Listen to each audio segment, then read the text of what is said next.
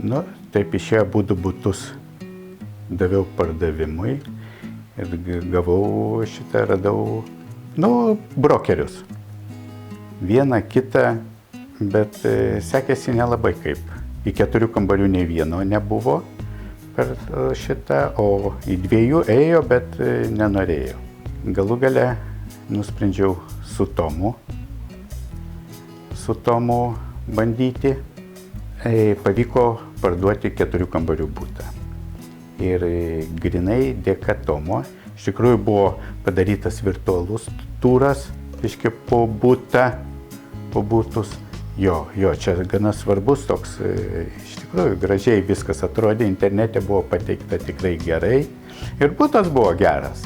Galėčiau pagirti, palyginus su kitais, brokeriais, praktiškai turbūt be jo dar buvo 3 brokeriai, kurie dirbo, tai čia gal bandė dirbti, reiktų pasakyti.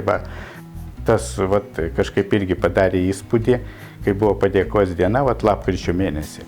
Tai buvom pakviesti tiek pirkėjas, tiek pardavėjas, buvom pakviesti, į firmos surengtą vakarėlį. Čia vis tiek rodo kažkokią tai atsinešimą, požiūrį, ir tiek pačios firmos.